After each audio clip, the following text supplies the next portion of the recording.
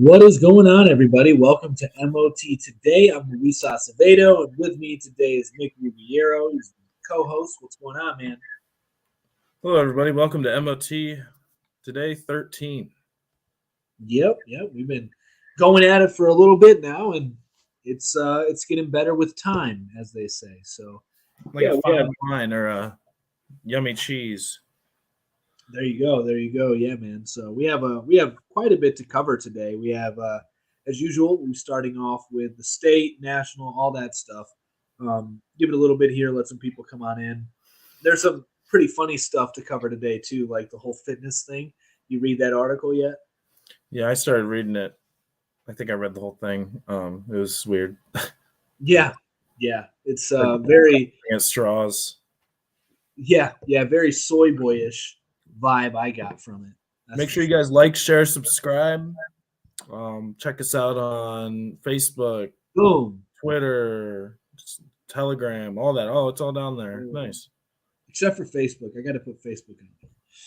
But Facebook's MOT Media. You guys know how to do a search on Facebook, and we're on TikTok too. Let me put our logo back up here. What the hell? I don't have the logo. What else? Boom. Are we on? Aren't there some of those other ones like Odyssey and stuff we're on? Yeah. I got to work on putting the rest of our content on Odyssey, BitChute, all that. So that is in the works, and I think that we're going to see a huge migration of people to Odyssey in the near future as Facebook keeps up. It's not Facebook, YouTube keeps up what it's doing. I mean, there have been times where we've been censored for literally stating a fact. So it's a little insane, but it's the world we live in. And on a hot take, I think the AI overlords of the internet are going to be much better than the soy boys that are running it right now. I thought the AI overlords were already running it. I thought it was all an algorithm, man. I thought it was some kind of the Matrix. It's the people's. It's the people's. It's now TikTok. I mean, you can get away with saying a lot of stuff that you can't say on YouTube on TikTok. Vice versa. It's harder to siphon through all those videos because they're so small. Maybe I don't know. I mean, there's 3-minute clips. They're going up to 10-minute clips, so they're expanding the time frame that you can make videos. You can post videos on there, so that's pretty cool. I mean, there's quite a bit going on right now in the world, as there always is. Is there ever a dull moment? Not really. I mean, no, that's why it's stupid when people say I'm bored. It's like if you are bored, then you got bigger problems. Right. I mean, you need to be doing something. You need to live a little. So I guess we'll get started with what's going on in Ohio. So we've covered this before a few weeks ago, a few times. The redistricting lines that are taking place. We are still undecided here in Ohio, and now I guess we are bringing in outsiders to help draw the maps for us. Yeah, we're on our 4th try now of making these maps, and the Secretary of State said that even if the maps pass by the deadline, which is tomorrow, that we'd have to use a supplemental ballot at that point, because they're taking forever, and they're not going to have everything on there, and I don't know. It's just going to be. So it kind of messes up the election. And it's going to be interesting to see how that plays out, how the people who have already gotten the signatures from their district to run, are they still going to be able to, if new lines are drawn, are they going to be grandfathered in? How is that going to work? And if they are grandfathered in, then what's the point of even doing the redistricting? I'm sorry, what you said, if who was grandfathered in? Or the politicians who have to go around getting signatures to be on the ballot. Oh, okay, yeah. If the lines are redrawn, yeah, and they are no longer the signatures, some of the signatures they had received are no longer valid because they're not technically in that district anymore. Hell, at this point, they might as well just pull a unicorn scenario and just be like, we'll just hold the election off for a year, right? Right. I mean, hey, they know that they can get away with it now. They're not really changing much anyway. Yeah, you're right. So I mean, that's what's going on here. And other states too. Other states are facing similar issues. I don't know if any states are facing it as badly as we are here in Ohio, but it hasn't really affected my day-to-day life. I will I do imagine, though, that the election cycles here and on state and local levels are going to become more heated. You're going to become more aware of who your local and state politicians are, more so than you were before, just because of the political atmosphere that we're in. And especially when we get into situations like we're currently in Ohio, with the controversy between redistricting lines. So I think you're going to see a lot more heated conversations around local and state politics as we move forward in this new political climate that we're operating in. And it's going to hit closer to home a lot of these political issues that a lot of us have been able to ignore and avoid. Yeah, they the last case or the last maps were thrown out because the Supreme Court said they were clearly drawn to give one political party an advantage.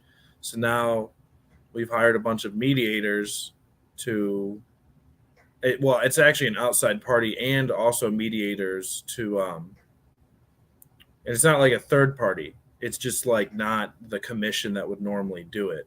But half of the people were chosen by Republicans and the other half were chosen by Democrats. And so we're just like paying more money to have it done now. I mean, plus this is like the fourth time. So I don't know. Yeah, I mean, at this point, they're just wasting money. They're wasting money and resources. We already know that a lot of these elections are rigged. So these redistricting maps, they kind of matter, but at the same time, they kind of don't. Because big money will ultimately, I would say 90% of the time, determine who's going to be in office. Once in a while, you'll get your unicorn like Trump, and he will spend less than everybody else. And that's because he's a branding and marketing genius. Yeah. Not many politicians are branding and marketing geniuses. Therefore, they need the big dollars to do the branding and marketing for them. So ultimately, regardless of where the lines are drawn, we're still going to see big money influencing who is governing the state, in your local politicians. I think Kamala Harris is the real unicorn. She didn't even get a single delegate in the primary. Now she's the vice president. Right. She's a heartbeat away from becoming president. It's insane, man. So nobody wanted her. That's the thing people forget. Nobody wanted her. Everybody was like, she will suck as president. She has a dry personality. She laughs like a hyena. Yeah, I mean, she slept her way to the top. Like, come on. Like, who really wants? Is that what you want your daughters to look up to as a role model? Like, hey, Camilla, look at her. She's a strong, independent, colored woman. It's all about what it looks like. You know what I'm saying? It's all about the image. So yeah, some people will want their kids to be the vice president, their daughters, or the president, or whatever. Yeah, if you have daughters and you want them to be the president of the United States, you're insane. You're insane. That's a lot of stress, man. I don't know. I feel like I don't really want anybody to do that. I just want people to enjoy their lives, man. I don't know. Somebody has to lead, man. Somebody has to lead. There's always a leader. Do they? They're not. Are they really doing that? I mean, we have cohesion. We have cohesion within society to a degree. It's not anarchy. But that was before he was there. I mean, in order to eliminate anarchy, you have to have control. And in order to have control, you need to have somebody in control leading. So you always will need a leader. Always. You can never not. Or you'll have like a figurehead. Leader is a very. There's somebody leading. There's somebody leading. It doesn't matter if it's the president. Yeah. Somebody's leading. I don't know, man. Is it possible that we're all just aimlessly wandering? Like nobody's really taking a lead? No, I disagree. I lead in my life. I would. Well, yeah, we lead ourselves, but I don't know. Well, I lead my family. I lead my team. So yeah, we do lead. There's a hierarchy everywhere in life. You can't get away with it. And now we kind of, so getting back to the whole thing with Ohio, we just have poor leadership. That's how we can tie it in. There's just poor leadership, and it's causing mass confusion. And who knows what's going to happen to elections as this kind of confusion and suspicion rises, what are you going to need to do? Keep hiring in these third parties? So then you're just going to make essentially, you're just going to obfuscate the whole system even more. You're Well, going to detach the citizens from it even more. The deadline is tomorrow, and nobody really knows what's going to happen. But there's a bunch of different scenarios. One of them, I guess, there's a federal lawsuit asking for a 3-panel judge to just make the do it, just to make the maps. And there's some other things. I think they were also talking about just using the old maps, but it's nobody really knows what's going to happen. I don't know who's just going to decide that. You would think that the Supreme Court would have, I don't know, done something by now. Like, I think they're trying to wipe their hands clean of it. They're like, we've already told you, you have to redo this. I don't know. It's weird. Yeah, it could be that. Who knows? I think we're going to see new ways of election coming about, and I think it's going to start at the local and state level. You already have different ways being tried out. I know here in Ohio, we've talked about implementing blockchain to voting to have more transparency. We've tried to, I think, eliminate the idea of dark money, which I don't entirely agree with. I think that you should be able to donate money anonymously. I don't think that people should know where you're donating unless you want them to know where you're donating. But we'll see how it works out. I mean, like in South Korea, they're starting to do like NFTs as a part of their election. So we'll probably end up seeing some new creative ways to do elections. Maybe instead of getting this, sorry, you finish your thought. Go ahead. Maybe instead of getting that I voted sticker, you get like a I voted NFT. Yeah, there you go. That's right. So you just get a collectible. Well, then what am I going to put on my gun box? I always put those stickers on my gun box. Like, well, you can put it on your virtual gun box. Yeah, there you go. You get a virtual gun box. Maybe I could put it like if I played Call of Duty or something, Exactly. So yeah, that's what's taking place here in Ohio, and like I said, this is happening in other states as well. Maybe not to the same degree, but I definitely foresee issues like this occurring nationwide and causing a lot of confusion, a lot of heated debates among people who are in local and state politics. So it's definitely something to be aware of, and be prepared to navigate towards, because where you actually have a real say is your local politicians. Honestly, you can. I've met several of our local politicians here. I've went to fundraising events. I know that you actually have a say with them. You don't really have a say with your senator, your congressman, the president of the United States at that. But you do have a say with the people who are close, your local sheriffs, if they're elected, your, county clerk, your councilman. So the local these redistricting maps, is that for everything, or is that just congressional redistricting? It's congressional. Okay. It's state house stuff, I believe. So yeah, how does that work on a local level? Do they also have district maps or what?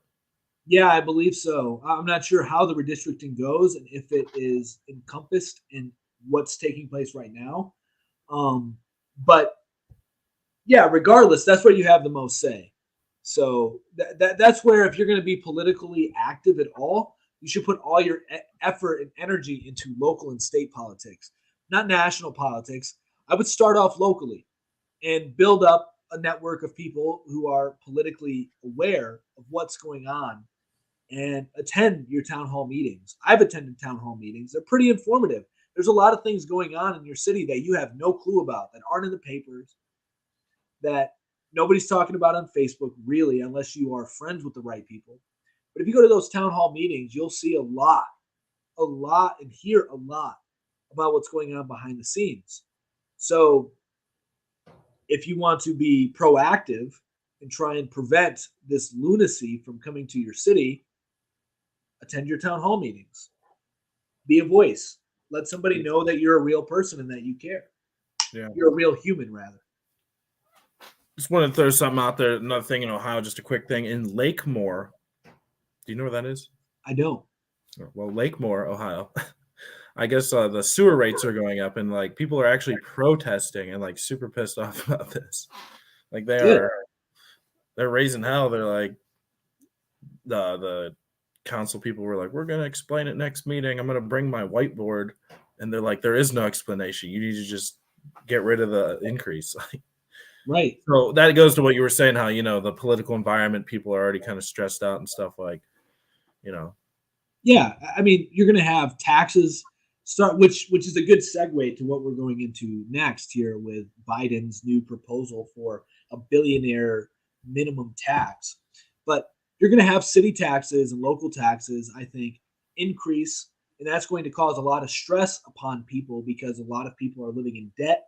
A lot of people don't have money saved. A lot of people are living paycheck to paycheck. So you add in increased taxes with inflation, you're going to see tensions. You're going to see tensions rise. You're going to see people become more politically active on a local level, which might call for federal action on local levels. So I think we're just going to see this slow progression to more tyrannical rules across the nation. And it's probably going to start in places like California, New York, Texas, maybe in some areas. But yeah, that's what I foresee happening, especially with taxes and inflation taking place. But unless you have any final thoughts on that, final things you want to say. Yeah, I wonder if raising taxes would like slow down inflation, because people will be like stressed out not being able to buy as much shit. If they It got might help cater to it, yeah, because as inflation rises, people are going to be spending more money, so there's a natural deflationary, incentive in inflation. So you want to say, like in Japan, every time things start to get really high, people become more saving. They become more of a saver. But I don't know if that really matters when the people who are really throwing around their weight are the whales that don't really care about inflation. They're making money off of inflation. So I don't really know. Neither do I. It was just a thought I had. Yeah. Taxes could, put more strain on people's pockets, and then they would buy less stuff. Which inflation. This isn't the finance, but inflation is caused by the printing of money. But when people buy stuff, like if there's a shortage, I think that's another thing. People are afraid, so they're like stocking up on shit, and it's putting a strain on the system. So then prices are going up also because of that. So it's like 100%. So is that, what would you call that? Is that called inflation then? It's demand pull inflation. So it's not. It's not inflation in the way everybody understands inflation. Yeah, because the feds are trying to say that it has nothing to do with the money printing. They don't even mention that. They just try to say it's because of supply chain issues. Yeah, which it is. It is a lot. It has a lot to do. I do believe them in that regard. I think it has a lot to do with supply chain as to why prices are going up. 100%. So it's not because they printed no, it's a multifaceted. I think it's a few things, and the two biggest things have to do with inflation, have to do with supply chain. I mean, let me rephrase that. It has to do with money printing, and it has to do with supply chain issues. Yeah. Which is why one way you can eliminate some of the inflation that you're experiencing is through localizing your supply chain. The past couple of weeks, we've received, let me see, almost 10 pounds of free meat in addition to the raw milk. How much do you think that charge is cost like per pound? What is it, like beef? Ground beef, steaks. So butter. Probably, if you had to average it, it's like maybe like $10.99 a pound or something. Probably, Or to get that at the store, or maybe. Yeah, it's probably better quality for sure. It's right from the farm. I see the cows that they're going to kill, that they're milking. I deal with them directly. Yeah. So I know exactly what kind of life they have. So it's healthier, it's better, and you don't have all these questions either of like, where did this come from and who handled it and shit like that. I see them milking it. I don't ever see them. I don't see who kills them. They take them off to a butcher, I believe, to kill them. but I see who does the milking. I see who maintains the farm. I have a relationship with the family there, and the helpers there. So, it definitely increases your confidence in the food that you're receiving and the quality of food you're receiving.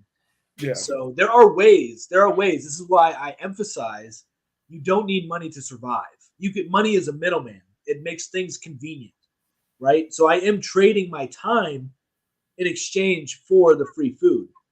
But in an inflationary period, like we're experiencing now in supply chain constraints, trading your time for food is better than trading your time for money to maybe get some food that's not in stock. Because money does you no good at the end of the day if they don't have if there's no goods for you to use the money on. Yeah. Yeah, you eliminate the question, I guess as long as you have like a understanding with the person you're doing the work for, like, hey, I'm going to get this. That way you're not getting like ripped off. Like you work for an hour and then they give you like a pound of hamburger meat and a gallon of milk. I mean, what would that be? That'd be like, that's like what, $15 or something. So I guess. Yeah, but you also have to consider too, when you're getting straight from the farm, there's an increased price if you're going to buy, because you're getting quality at that point. Well, yeah, that's what I'm saying, Yeah. So it's, as long as, it's compensated for you and whatever you want to do, plus you're learning shit and all that, So, I mean, there are benefits to it.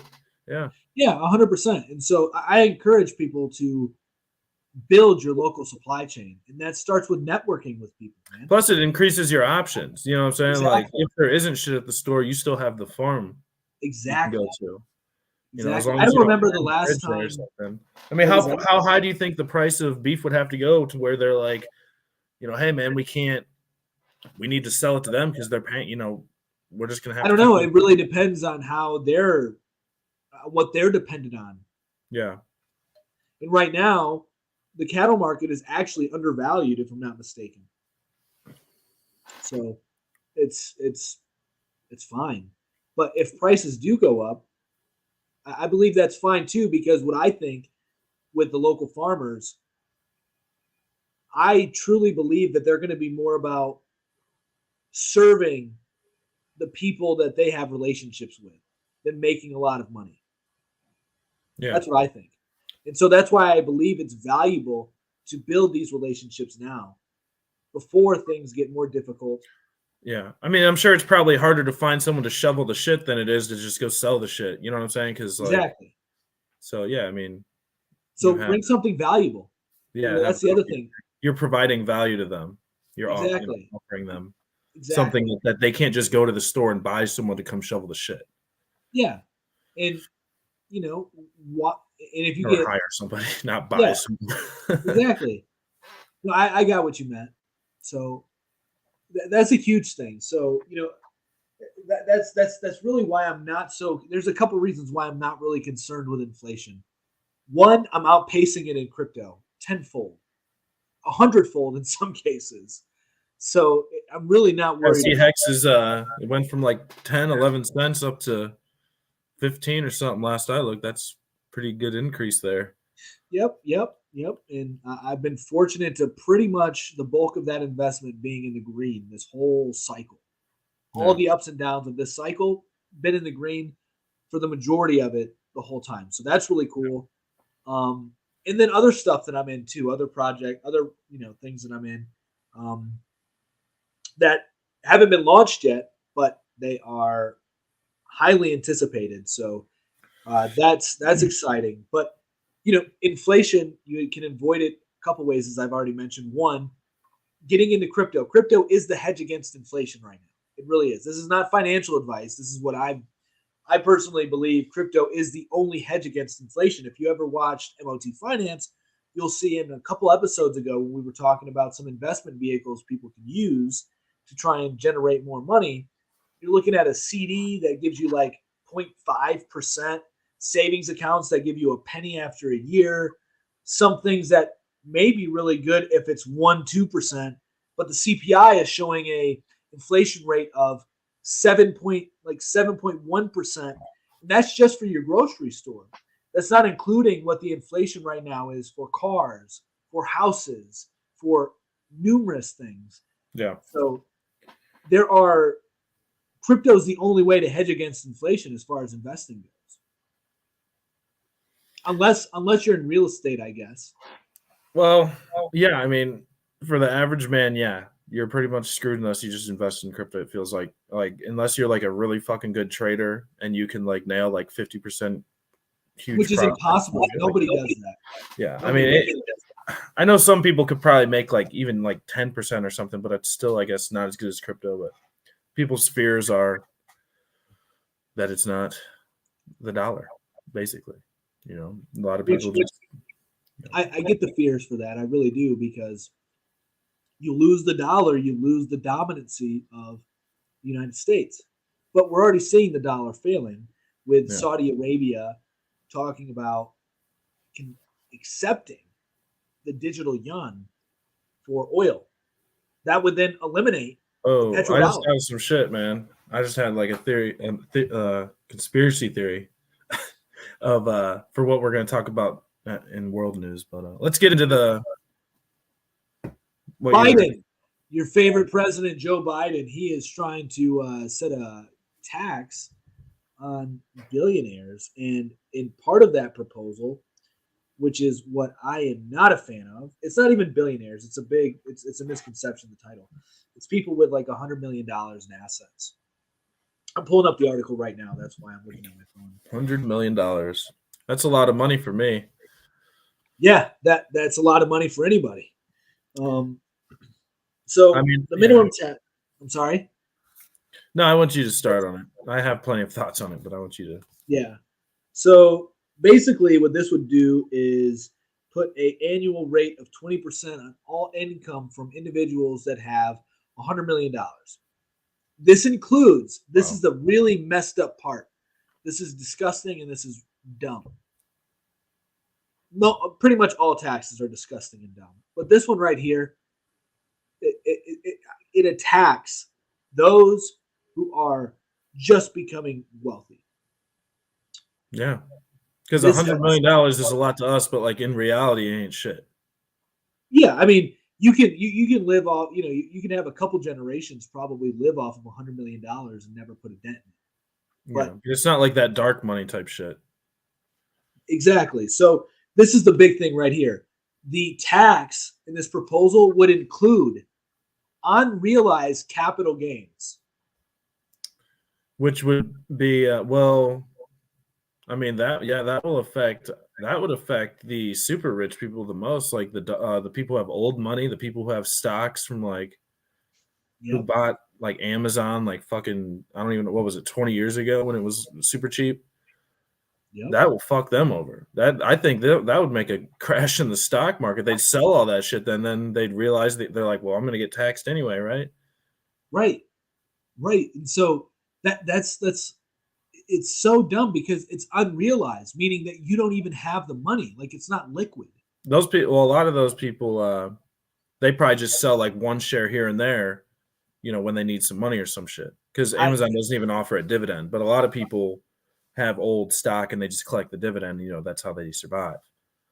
Yeah, well, I think that there's other ways. I think they have many other sources of income. Yeah, I'm sure they do, but I'm just giving you an example. Some people have like a shit ton of stock from way back then and it's grown a lot, and then they just collect the dividends and then they pass the stock on to their family and shit. Right. For sure. There are definitely... So they haven't realized the gains, but it has grown and they're collecting the dividend and shit. And I think that's immoral, in my opinion. Like, they don't even... And here's the other thing. You, as somebody, like, let's say you have a net worth of $20 million. It doesn't mean that you have $20 million in the bank. You may only have $2 million to spend, like liquid. Yeah, you might have like a business that's worth a bunch. You might have some properties. Right. And so you might have about in stocks or something. Yeah. So think about like billionaires. Just because it says Mark Zuckerberg's net worth is like 70 or $100 billion, whatever it is, doesn't mean the dude has $100 billion he can just spend at will. He'd have to sell a bunch of stock. Yeah, he'd have to. Then he probably. Yeah, he'd probably. And even though, like, most of people's net worth is illiquid. That's something that I feel a lot of people, especially coming from the backgrounds we come from, Nick, they don't understand. A lot of these wealthy and rich individuals, a lot of it's just paper money. It's just paper wealth. They don't actually have the physical cash. They may have a lot of cash, but they don't have their total net worth. Like $100 million net worth doesn't mean that you have $100 million in the bank. Yeah. So what is going on here? So it's a bill that they're trying to pass, or what is it? Yeah, it's a new proposal to replace the Build Back Better. With the one that wouldn't pass? Now they're trying to. Yeah. So I also believe that you're going to have a lot of wealthy individuals leave the United States because of it. Why wouldn't you? Why wouldn't you? You would go to a place that is. Well, that would be a little counteractive then, huh? If everyone leaves that has $100 million, they'd be like, well, shit, this didn't do anything. Who are you going to be taxing? Then that tax is going to trickle down to your common folk. Well, no, you got to make. I thought you said the bill was $100 million. So, like, if everyone who has $100 million just leaves, then they're like, well, shit, they get caught with their pants down. Yeah, and then the people, and so then it trickles down. That's what I'm saying. So then they're going to be like, well, we have to change it now to like 10,000. Yeah, I mean, they're going to change it down to like 50 million, 10 million, 1 million. Oh, they're going to 500,000, lowering the bar. 300,000, 200,000, 70,000. Yeah, it's going to keep going down until it affects everybody. Well, then that would take a lot of work. I mean, Congress can barely pass shit. That might be like 10 years down the road. Yeah, they've been doing this for a long time, man. Yeah, I mean, I get it, but a long time. So I don't know. I don't know if it's gonna pass or not. I mean, I would think. I hope it doesn't. I really do hope it doesn't. But if it well, these rich people don't give a shit. They'll, just go live on their island, and then they'll just come visit the U.S. if they want to. Right. So, don't you only have to? I don't know. I might have to leave the United States, man. If these bills pass, I might just have to leave the country. I'm not joking either. Like my wife and I, we've been kind of talking about it. Like, all right, well, let's find a better country that's not as retarded. Good luck. I don't know, man. Keep me updated on that. I'd like to know which country is into POS. We've been thinking a lot about Eastern somewhere in Africa, some tribal area. Hell, you should probably just move to. I would move to fucking Alaska and just hide way up there. Although that is the United States. You could just fake a plane crash accident and just live in the woods like you. Nah, man. I want to live my life. I want to live comfortably. I don't want to live in hiding. I want to live amongst society. I know that about myself. I know I can. Well, yeah, but which society? Well, I guess, like I was said, if you live in another country, you could still spend a lot of time here in the U.S. I knew a guy that lived in Canada, but he could only spend like so much time here, and then he had to go back or something. Yeah, you could for sure. Eastern European countries are more traditional. They're more family oriented. They are more strict in their laws, which is a good thing. It's not a bad thing. Are you sure? Because I mean, the unicorn thing they seemed a lot more strict in. Yeah, but yes, this is true. This is very true. To that, I would say there appears to be less corruption. Maybe I could be wrong. I don't know. Yeah, I'm not too sure either. But you do bring a good point. That is something I have considered. That a lot of the Eastern European countries did harder lockdowns than we did, but they are safer countries to live in too than the United States. That's for sure. They have a better quality of life, and more traditional and family oriented. So I guess it's just pros and cons, right? Like, what would you prefer to live in? And they also have better tax laws. In a lot of cases. Like the U.S. is still big, though. You can't just say that they're they're more family oriented, because there are pockets of the U.S. where it's very, very family oriented. For sure. It's the social media that corrupts people, the youth. Yeah, and just by and then you get into the public school system, and then it's like, everybody's playing on social media, so that they're corrupted.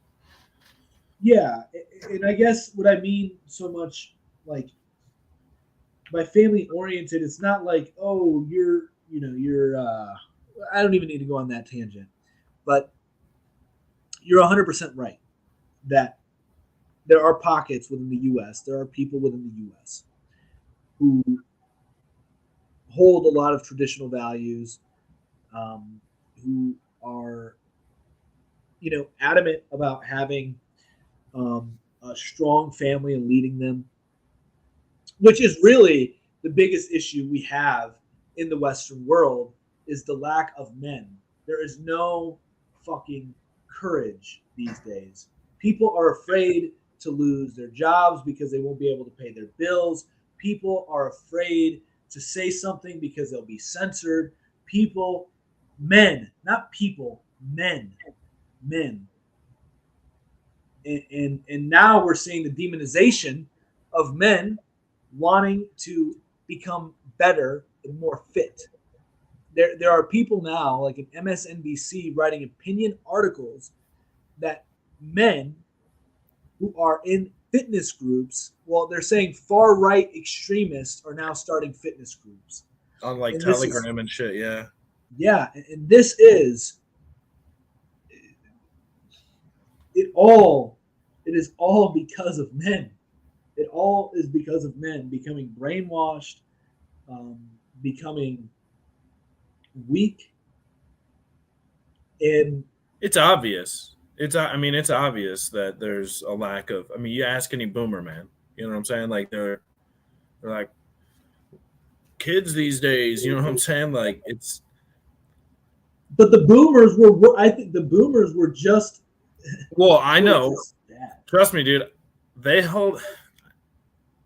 I used to think that they caused a lot of the problems in this country, but really, I don't know. Now that I'm getting older, it's like, I don't know. I'm a little less harsh on boomers and stuff because I feel like, I don't know, things are a lot deeper than just placing blame on a certain group of people. I agree with you 100%. It's not just on them, but they do share a decent bulk of the. They do share a decent portion of the blame because they squandered away the wealth that they built. They decided to, oh, I don't want to give my kids any money. Oh, I don't have a relationship with my kids. Oh, all these. I want to go do this for me. Their generation was the one that just sat their kids in front of the TV. That's where it all started. Yeah, it was the start of it. Yes, it does play a huge role, for sure. And I think another huge problem is the fact that during that time we saw the demonization of the father of the man, in that, oh, it's so easy, dad can do it. Oh, it's like, where then you start seeing these role reversals. I think it started to happen around that time, a little bit after, obviously, because everybody, when they romanticize about the good old days in America, they think about the 50s. But during that time, you start to see the shift. You do start to see the shift of consciousness of where people are at. And it certainly was a better time, from what we can tell, than it is now, as far as people used to stand up for things. They don't do that anymore. People apologize for no reason. I know, dude. I catch myself doing that sometimes, and it's like, what the fuck? Why am I apologizing? Right. Like if I'll just I'm like walking past somebody like with my grocery cart, and I happen to be maybe like in their way or something. I'm like, oh, I'm sorry. Like, no, motherfucker, you say excuse me. Don't just apologize for everything. Right. That's something one of my daughters, Adelaide, she's starting to learn how to say, well, she knows how to say sorry. And when she starts to learn how to say a word, she just says it over and over and over and over and over again for pretty much anything. And so my wife and I are trying to instill in her, like, that's not the appropriate time to say sorry. But then when she does something that warrants an apology, it's like and she says sorry, it's like, that's when you say sorry. That's the right time to say sorry. Yeah. So, we've just become too soft, and that's why you're now seeing these. And here's the other thing that I believe is a lot of the issue too. We have a 50% divorce rate in the United States. Almost 80% of all divorces are initiated by the woman. And that's because I feel that they don't respect their man. And the men are so confused on what their role is in the relationship. And it's because of the how backward our society is. I mean, it's just mass feminization, 100%. And it's making men weak. And now that's why we are considering men who want to get in shape as being a part of a hate group. Well, not us, but someone out there is. Some people are. Yeah, yeah. So it's I can go on. These are What are they going to start like picking on ripped guys, like all these scrawny guys, and be like, "You're a loser. You got too many muscles. You suck." Like, what? Yeah, pretty much. I mean, that's essentially what's taking place, and it has to do with jealousy. It has to do with the fact that those men. This is the thing. A lot of those men can't get any women, and so the woman wants to be with somebody who's strong, is not boring, gets respect, has status, and so the men who are going to the gym are working on one attribute that women look for, which is looks, and it shows that you have focus if you're able to sculpt your body. So, well, and security. Like if you protect your wife better if you're in better shape and stuff, yes, and your kids and stuff like that. Yep. Plus, then they don't have to worry about you dying so early. Yep. You can take care of them longer. Yep. You can lead them. So, longer. And I think this is where the issue is coming into play because women have so many options when it comes to social media. They are the gatekeepers of sex, essentially, and they're only going to open that gate, so to speak, for somebody that they respect, somebody that they like, not even like, but respect. And that's why women go after the bad boys or the guys that you think are assholes, and that's why that's who we see writing these articles are the men who are weak, can't get any play. they come to protect the woman. They're the white knights, and so we have too many white knights in society right now. That's a huge issue, and so a good way to counter that, I know we focus on localizing supply chains, finding alternative ways to hedge against inflation, things of that nature. But a way to get around the whole white knightness of society is just to be a man and stand your ground, set boundaries, set things that you will and won't do, and stick to your guns. It's there's a lot that goes into that, but yeah, there really are people who are making fun of individuals who are working out. Yeah, I don't know. That's crazy. I don't know what. So what is this exactly? This is like some. It was just a news article saying that there's far right workout groups. Wasn't this based out of like Canada or some shit, or was it Britain? There was a couple different things I was reading. It was like Britain. Yeah, so it's kind of all over the place. It's UK, Canada, the United States. And meanwhile, in Russia, they embrace strength and stuff. Same thing in like China. Some of those other countries, they don't like in China. They're like, if you're a wussy, they frown upon that. They're like, you need to shape up. Yeah, I don't know. Man, exactly. I wish I had a soundboard. I wish I had a soundboard right now because I would play something that's like, "Shut up, you damn commie!" When you just showed love to China and Russia. Well, I'm not throwing them love. I mean, I support people supporting strong men and like what the fuck's the word I'm looking for? Supporting the idea of men being stronger, embracing your role as a man. I don't know. Yeah. And they do that over there, and over here, they can't figure out like what they are. Yeah. It's kind of insane. Just like when you saw the Supreme Court justice nominee, I can't even pronounce her name. I don't know. I haven't been watching the Something news. Brown. Yeah, she was asked, "Can you define what a woman is?" And she Yeah. said, "No." And then the person questioning her was like, "So you don't know what a woman is?" Her response was, "I'm not a biologist." Like, Yeah. what? Yeah, I saw that. I also saw something too. I think it was like Boris Johnson or something had some speech, and this newscaster was like interviewing this other politician. She was asking him about it because I guess Boris Johnson said something similar, like saying, oh, we don't know what a man or a woman is. And the guy wouldn't even, she was asking him, like, she was asking the politician, like, do you agree with that? Like, do you know what the difference is? And he wouldn't even like, he's like, I fully support what he said. And like, he wouldn't even like say the words himself. It was really weird. I don't know. Jeez.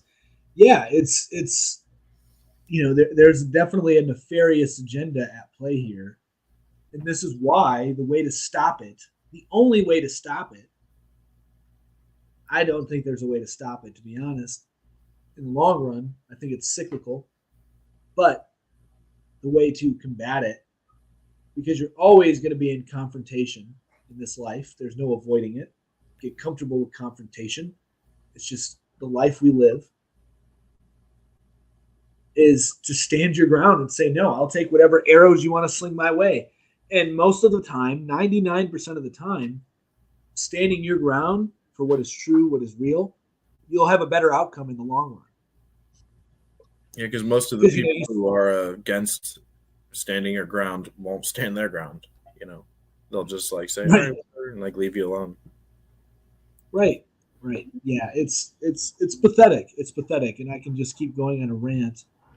Or, a lot of people just won't even talk to you. They'll just avoid you because they're like, I don't want to argue with this person because I'm right. And it's like, whatever. I don't want to argue with you either. Leave me alone. Like, I'm trying to do my own thing.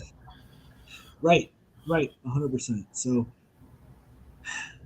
I think that men need to be encouraged to be strong, stand your ground, believe in something.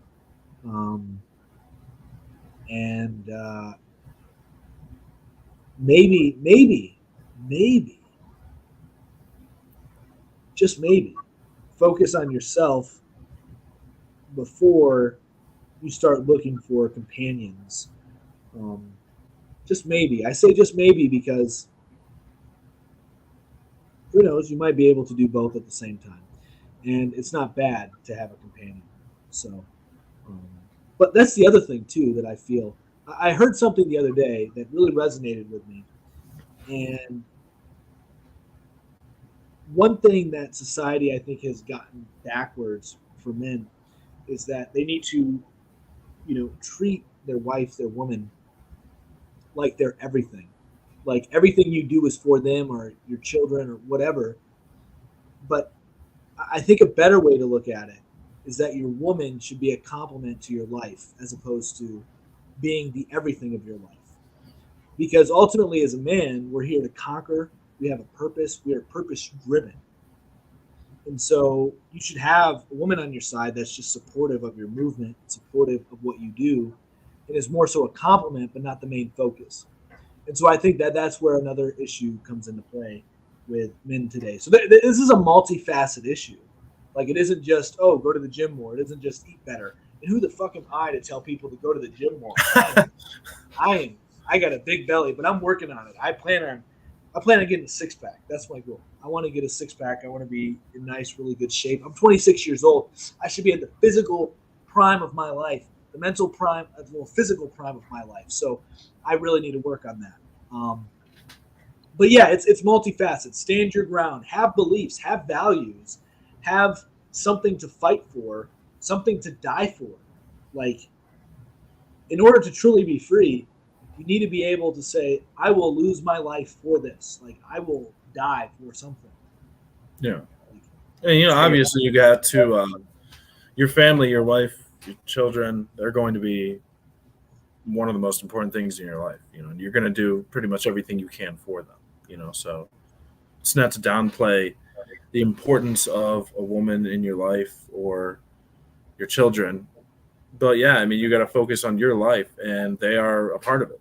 So you're not Mhm. like, it's not like downplaying them.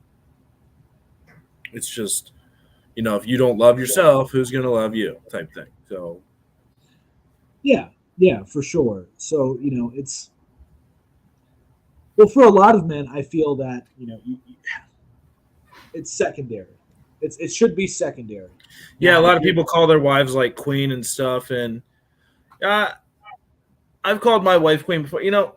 There's a king and a queen, right? You know what I'm saying? So, like, exactly, but like calling her a goddess or something, like, ugh, I don't know about all that. ugh, That means you like worship her, you know. yeah, yeah. I don't worship that. Which I there don't. is some divinity to women, like just like there's For sure, divinity in all of us.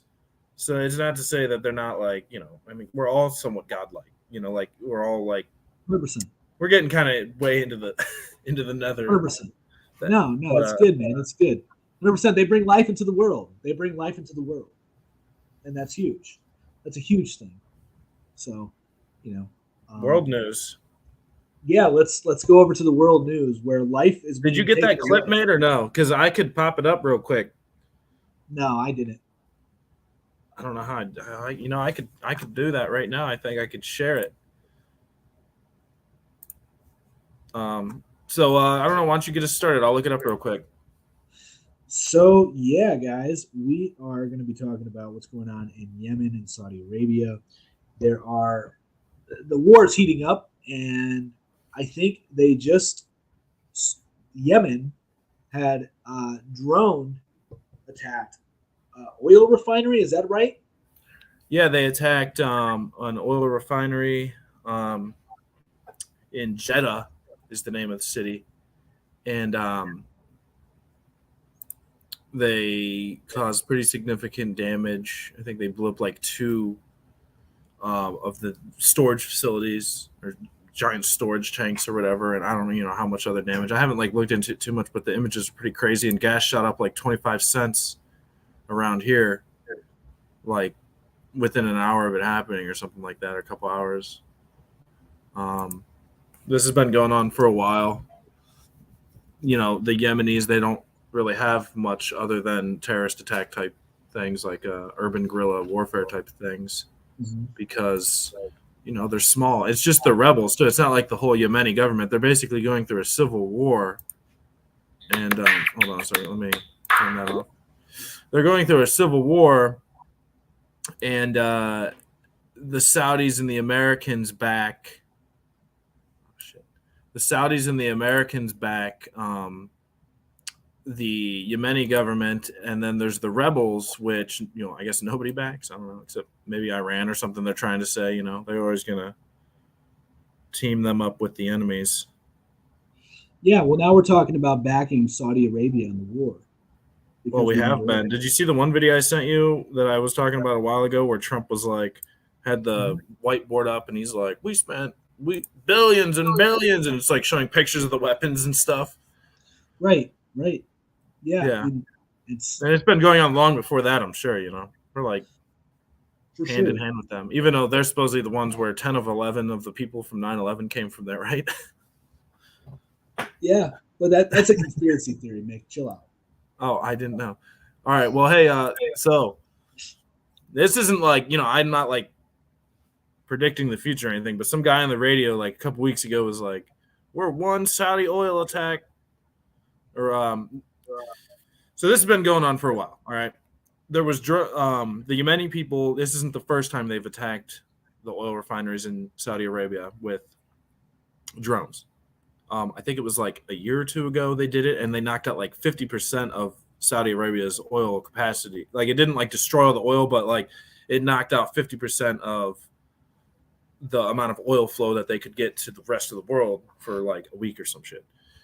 And then I think it was like 2 weeks ago they did something smaller, and we talked about it on Mot Today 11.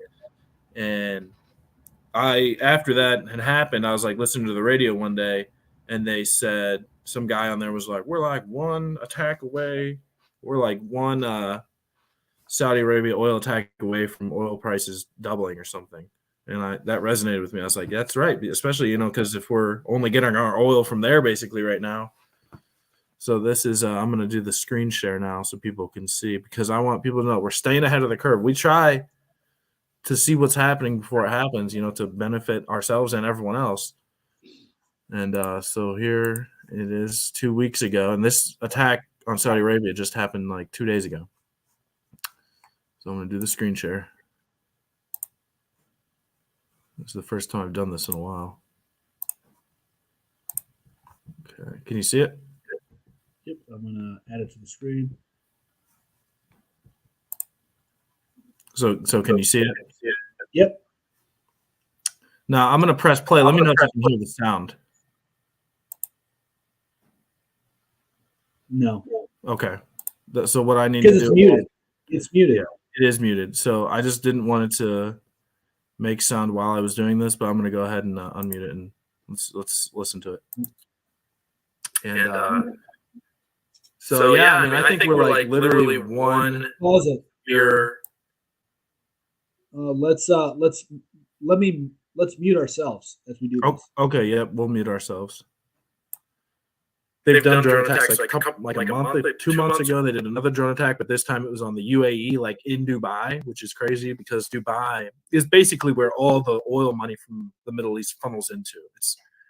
I need to look into more of that. I don't know the history of Dubai, but it's crazy how it's such a small country and it has this concentrated amount of wealth. I feel like they're really the true rulers of the Middle East.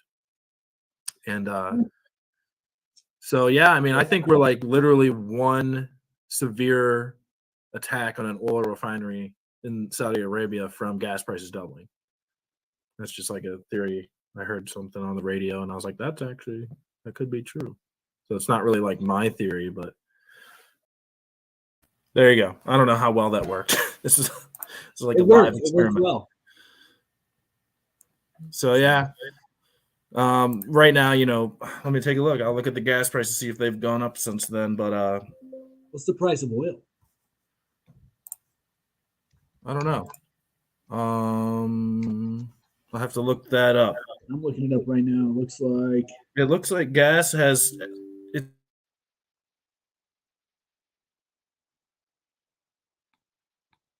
Oh, we lost them. So I am looking up the price of oil at the moment for a barrel. So it looks like the price of oil for a barrel. What, you're looking at 113? 113? There he is. Boom. My computer died, man. It's these HPs, dude. It said it was at 9% literally, and then like a second later it just shut off. Damn. And this is a new computer. I've only had it for a few years, but so yeah, I mean, you said it was at 113 a barrel. Yep. Yeah, it looks like the gas prices went down just a few cents maybe from like yesterday, but I don't know. We'll see how bad this gets. I guess I was just looking it up, and Saudi Arabia has responded. They bombed Yemen more. Surprise, surprise. I'm sure they're all used to it over there. And this was hours after, like, I guess today, the Houthi rebels, which are the ones that attacked the oil refinery, declared a ceasefire or a truce or something, just like a 3-day truce, which they're like, we just blew you up. Now don't bomb us anymore.